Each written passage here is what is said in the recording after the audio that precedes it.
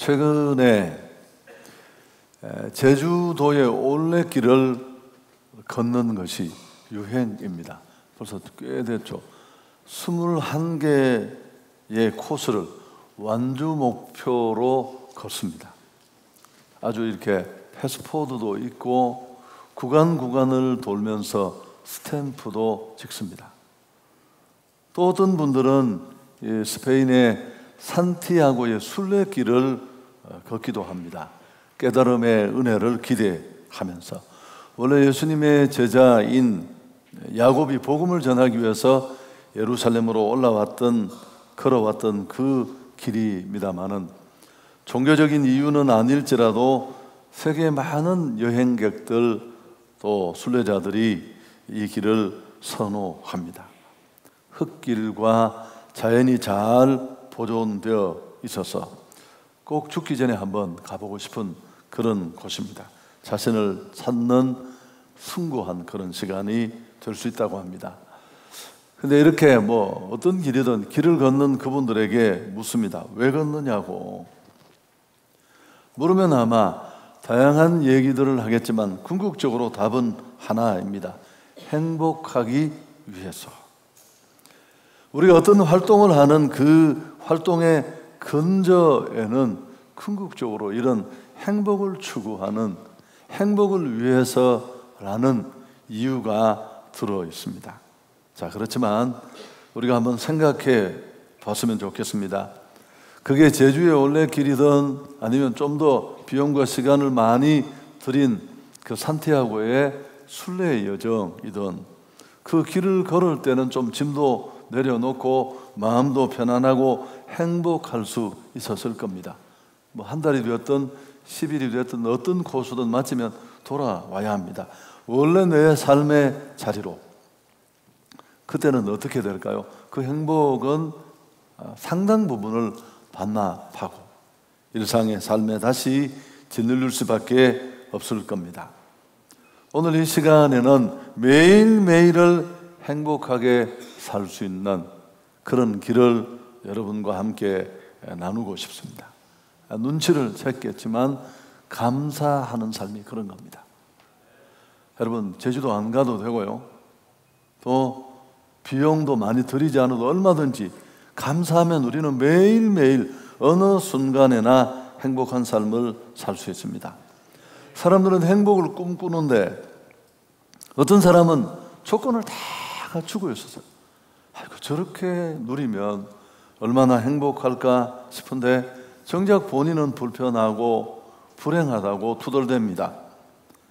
또 반면에 정말 죽을 것 같이 코너에 몰리고 열악한 환경에 던져졌는데도 그럼에도 불구하고 또 감사하는 분들이 계세요. 행복해서 감사하겠지. 얼핏 보면 그렇게 보일 수 있지만 아닙니다. 사실은 감사해서 행복한 것입니다. 삶 속에 감사의 씨앗을 뿌리면 행복의 열매가 주렁주렁 맺힐 수밖에 없습니다. 감사 지수가 높은 분들이 행복 지수도 높습니다. 여러분, 영국의 주경학자인 매튜엘리가 한 유명한 말입니다. 감사는 수학에서 플러스 더하기와 같아서 하면 할수록 점점 더 감사할 게 많아지고 불평과 원망은 빼기 마이너스와 같아서 하면 할수록 점점 더 적어져서 있는 것까지 빼앗기고 만다. 참 무서운 말이잖아요. 얼마나 하나님이 내 삶에 젖줄을 누리고 주신 은혜들이 많은데 그 주신 것들은 다 놓쳐버리고 없는 것 한두 가지 때문에 불편하고 투덜대고 주변 사람 불편하게 하면서 있던 것조차 다 잃어버리는.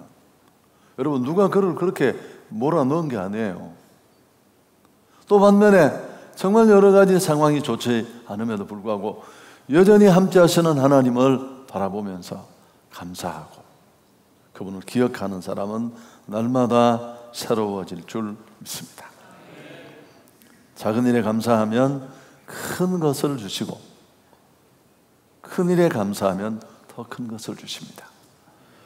오늘 맥주 감사 주일인데 22절 우리가 이 맥주 감사 주일에 관한 말씀을 읽었습니다마는 77절 곧 맥주의 초실절을 지키고 새말에는 수장절을 지키라.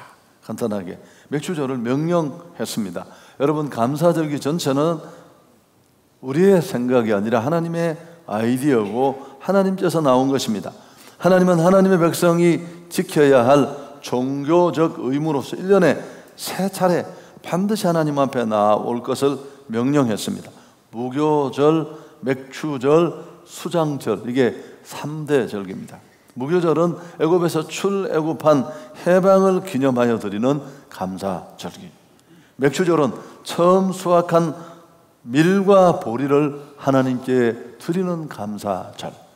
그리고 수장절은 연중에 거둬들인 곡식과 과일을 저장하게 하신 하나님께 감사드리는 절기. 여러분, 이 세 절기는 오늘 교회력 속에 그대로 녹아 들어와 있습니다. 앞부분에 있는 이 출애굽을 기념하는 6월절은 고난주간과 부활절로 우리가 지키고 있고요. 또 맥주절, 77절은 오늘 우리가 지금 7월 첫 주에 지키는 절기고, 추수감사주일이 수장절을 지키고 있는 겁니다.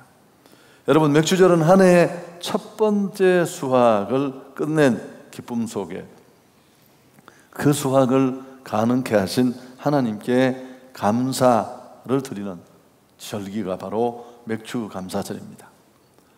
농사도 짓지 않고 보리나 밀을 거두지 않는 도시인에게는 우리 지금 위치가 7월 첫 주가 그런 위치를 보여줍니다만, 통상적으로 전반기 6개월 동안 베풀어 주신 은혜를 감사하고 후반기도 하나님이 계속 지켜주실 것을 기대하는 마음으로 지키는 절기가 맥주절입니다. 자, 주목할 것은 여러분, 이스라엘의 이 3대 절기가 다 감사절이에요.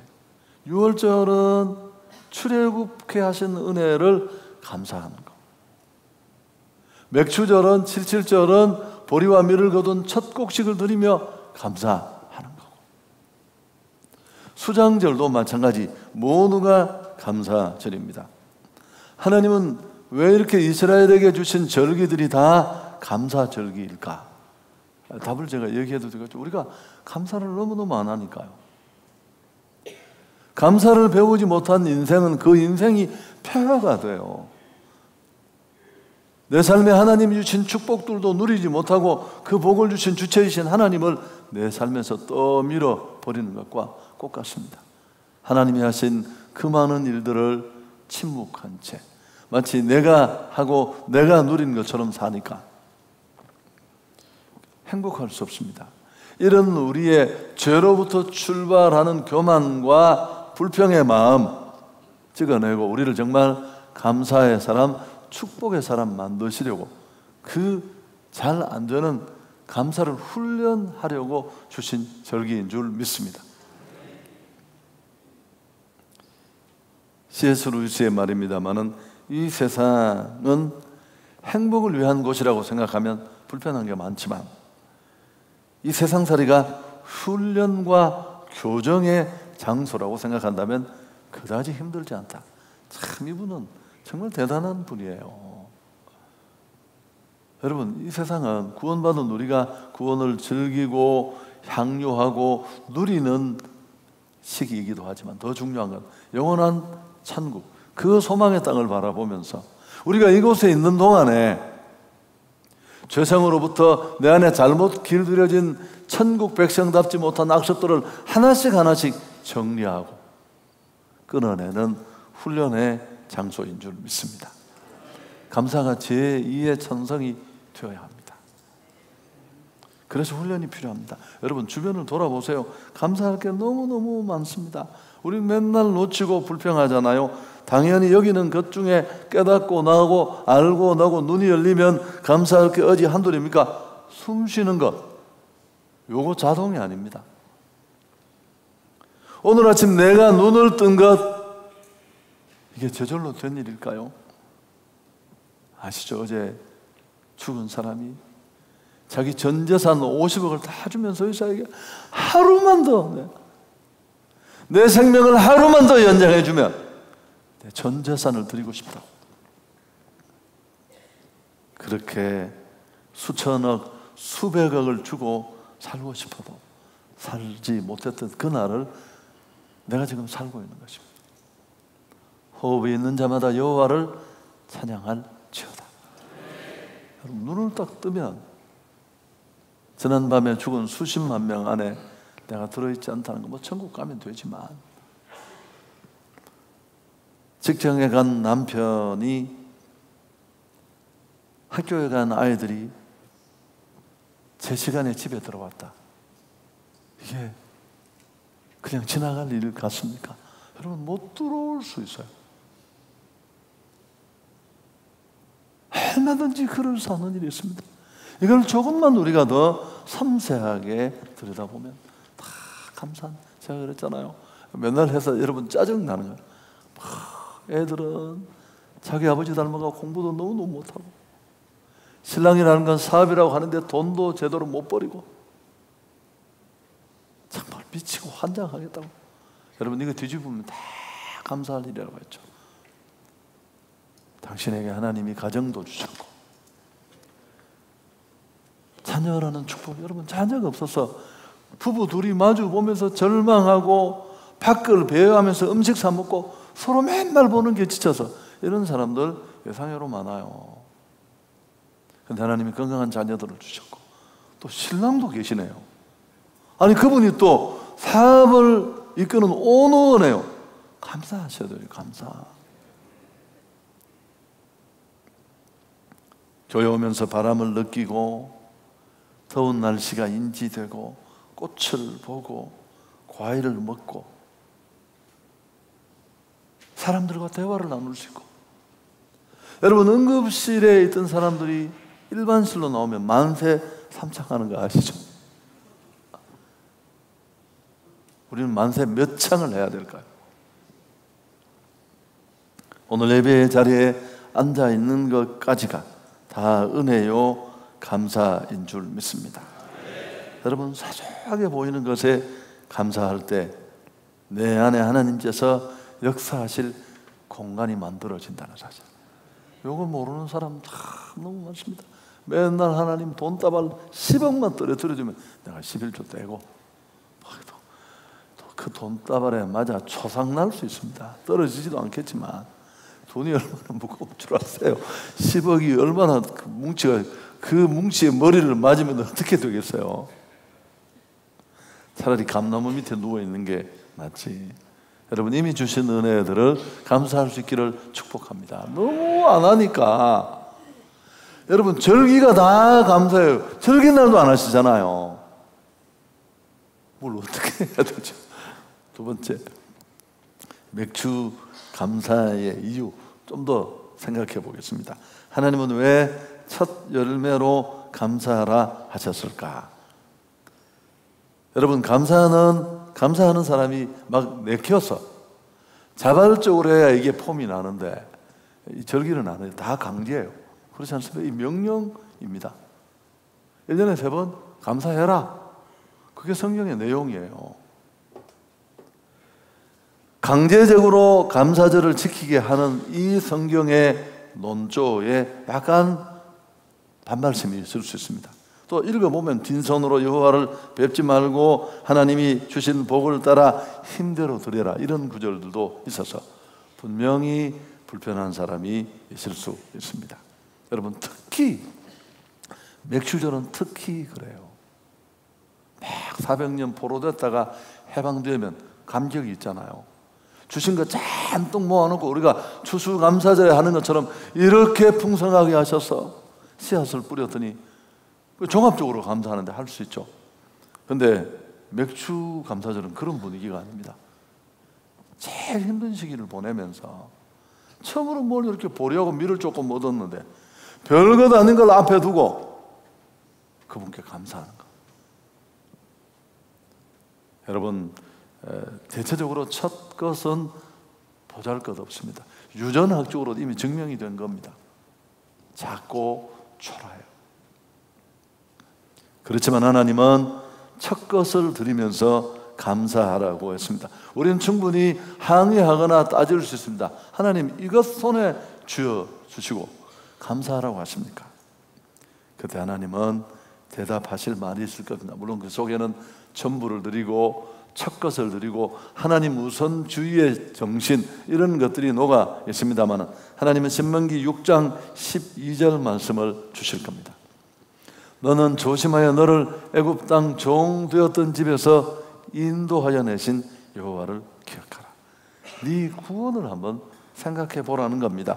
너희가 애굽 땅에서 종살이할 때 하나님이 그들을 끌어내려고 그 애굽 땅에 마지막 10번째 장자를, 첫 것을 다 죽이는 재앙을 덮을 때 이스라엘 사람들의 집에 인주와 설주와 문지방과 설주에 어린 양의 피를 바른 집만 하나님의 이 죽음의 진노가 넘어갔습니다. 패스 오버를 했죠. 6월절이 그렇게 만들어진 건데, 여기서 중요한 사실 한 가지는 하나님이 그 첫 것들을 살려주셔서 받으신다는 겁니다. 그래서 단순히 맥주절에 더 깊이 연결시키면 하나님이 원하시는 것은 단순히 첫 열매가 아니라 이스라엘이 어떻게 구원받았는지까지를 기억하게 하시려는 겁니다. 맥주 감사절을 지키려면 더 제대로 그 맥주 감사절을 하나님을 향해 드리려면 내가 어떻게 구원받았는지까지도 연결되어야 합니다. 이스라엘을 향한 하나님의 선택과 구원, 사랑 특별합니다. 구약에 호세아라는 선지자가 있었죠.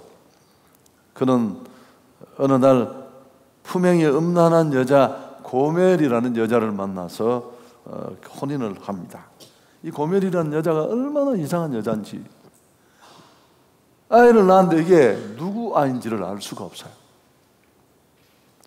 여러분, 그러다가 다른 남자를 따라 집을 나갔습니다. 호세아는 가서 돈을 주고 그 여자를 다시 데려옵니다. 다 하나님이 하라고 해서 한 일이죠. 주변 동네 사람들이 호세아를 보고 뭐라고 말할까? 너 바보 아니냐? 너 완전 등신이구나. 아니 어떻게 저런 여자를 또 데려와서 살 수 있느냐? 그렇게 물었을 겁니다. 호세아는 그렇게 묻는 사람들에게 이렇게 되물었을 것입니다. 하나님은 왜 작고 완악하고 배신자라는 이스라엘 민족을 택했습니까?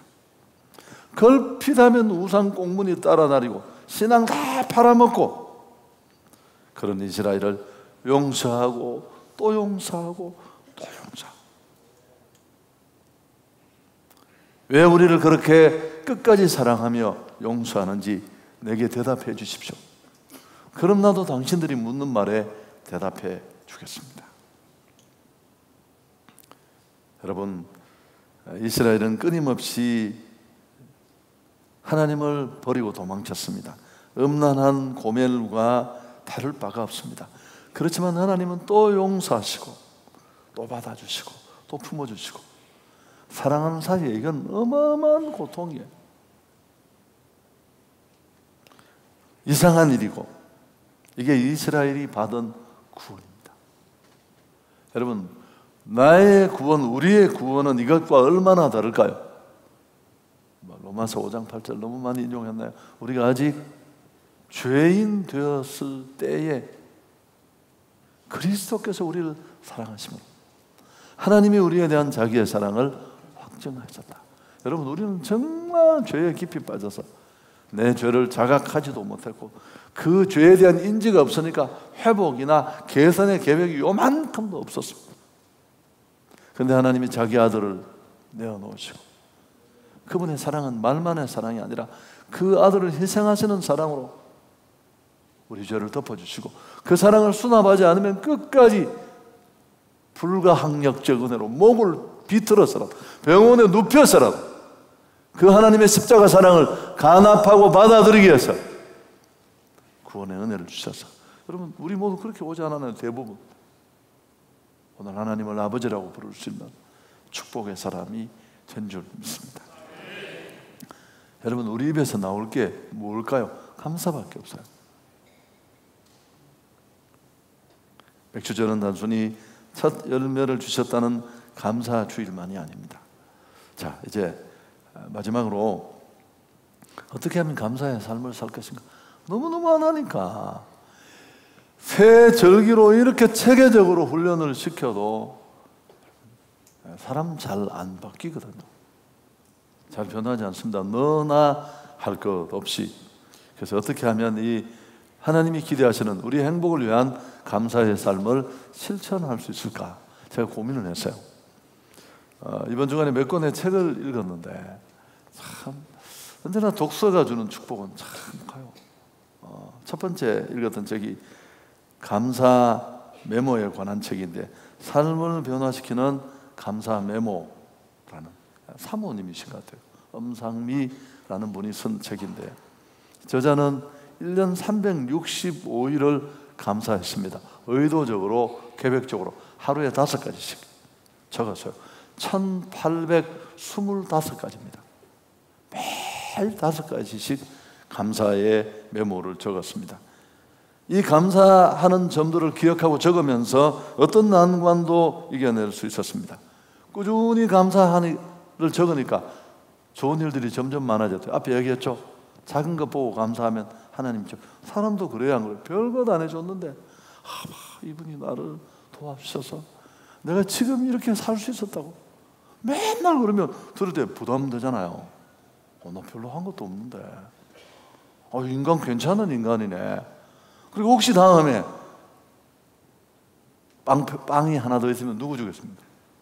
당연히 그 친구 주죠. 여러분, 그렇게 인생은 점점 달라집니다. 신앙이 별거 아니에요. 감사의 길을 꾸준히 쓰니까 좋은 일들이 많이 생겼습니다. 근데 1년을 쓰고 딱 멈추었습니다.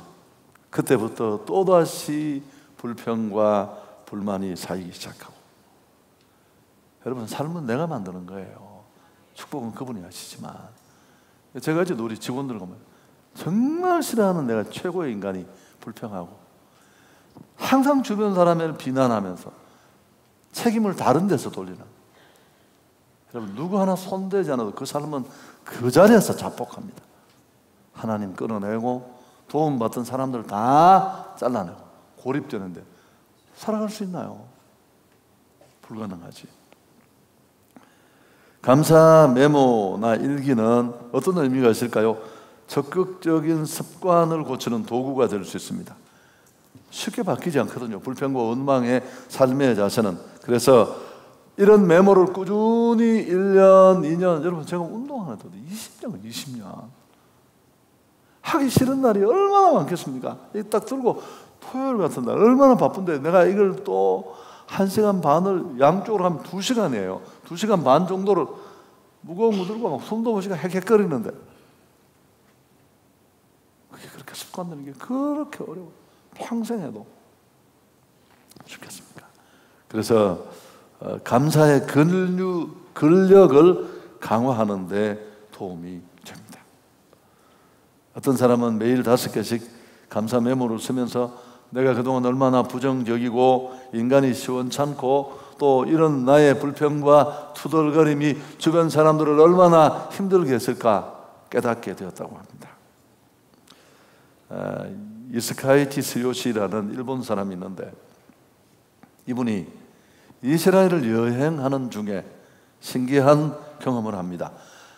할머니 한 분을 만나서 잘 곳이 없어서 이 할머니가 재워주셨는데, 이분을 만나 들은 짧은 시간의 얘기가 그 인생을 완전히 극적으로 바꾸었습니다. 그분이 행운을 부르는 말이라고 하면서 가르쳐준 말을 실천했는데 딱 2가지밖에 없습니다. 감사합니다, 고맙습니다. 적용도 너무너무 단순해요. 정말 감사할 일이 생겼을 때는 감사합니다 라고 말하고, 안 좋은 일을 듣게 되었을 때는 어떻게 해요? 고맙습니다. 이 2가지를 실천하며 기적 같은 일이 일어났습니다. 행운을 부르는 마법의 말의 비밀들이라는 책에 이 내용을 고스란히 다 담아 주었습니다. 여러분, 정리하면 항상 감사하라는 뜻입니다.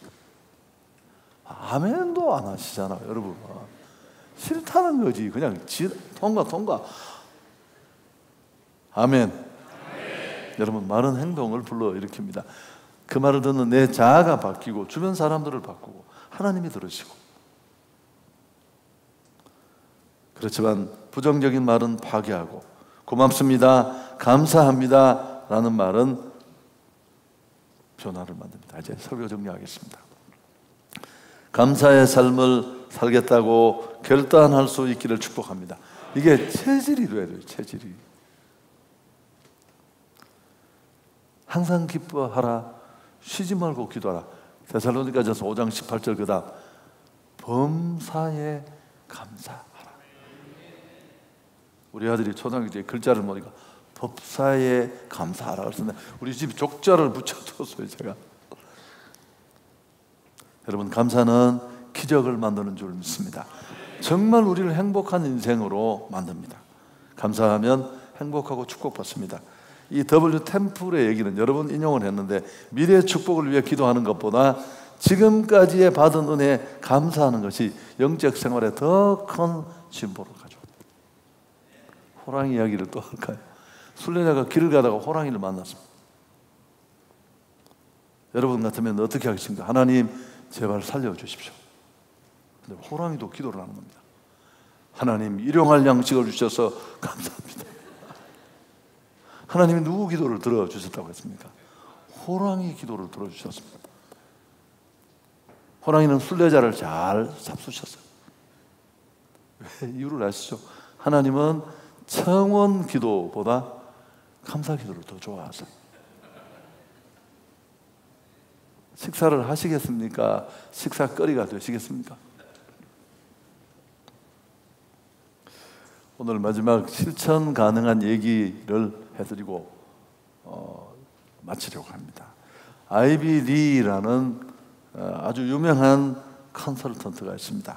무슨 록펠러, 카네기, 듀퐁 같은 세계적인 경영자들이 이 사람에게 다 자문을 구하는데 찰스 슈와브라는 우리 목사님 설교 속에 많이 나오는 주인공, 참 작은 사환으로 들어가서 인정을 받아 베들레헴 철강 회사를 세계적으로 이끈 CEO잖아요. 이분이 알기는 아는데 실천하지 못하는 자기 삶에 너무 안타까워하면서 이 아이비 리에게 조언을 구했습니다.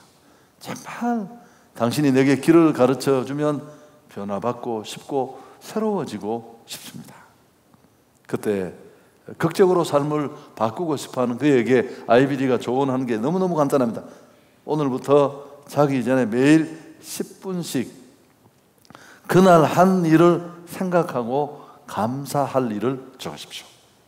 그리고 오늘 내가 잊어버리거나 실수한 일은 없는지, 소홀한 점은 없는지 반성하고, 그것도 역시 이 정리는 마지막에 한꺼번에 보여주면 좋겠습니다.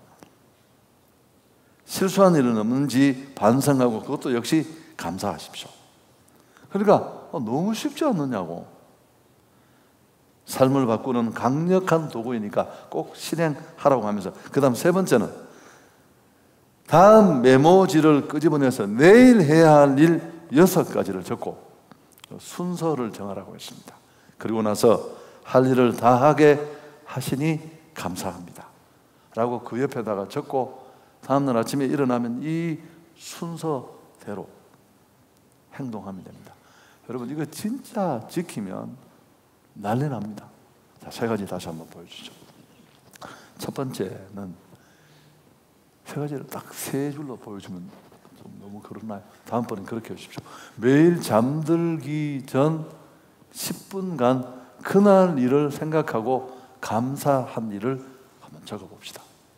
그리고 두 번째, 첫 번째일 수 있습니다. 혹 실수하거나 소홀한 점이 있다면 반성하고 그것도 감사하자는 거죠. 그럼 세 번째는 너무너무 중요합니다.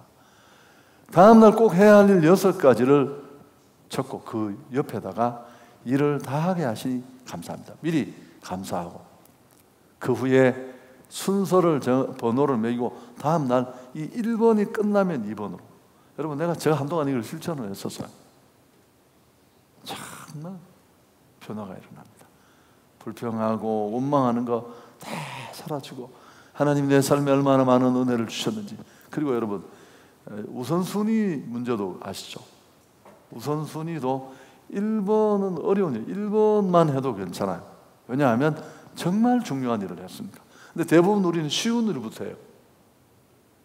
5가지를 했는데 정말 저 같으면 설교 본문이 딱 정해져야 되는 거. 이게 시작이에요. 이 설교 본문 정하는 게 오래 걸려요. 제가 우리 직원들과 늘 나누는데 어떤 날은 수요일까지 고민이 돼서 적절성, 하나님 성도들을 가슴에 안고 막 고민하다가 이렇게 뭔가 결정적으로 딱 오는 게 있어야 돼요. 그때는 러닝머신을 뛰다가도 내려와서 잡고 결단을 하는데 그런 확증을 갖고 일을 시작해야. 그래서 이제 그 일을 힘드니까 자꾸 다음으로 넘어가고 그래서 우리 삶의 전체 수준이 점점 떨어질 수밖에 없습니다. 여러분 꼭 실천하셔서 정말 내년 추수감사절 때면 좀 더 새로운 모습으로 하나님 앞에 설 수 있기를 축복합니다.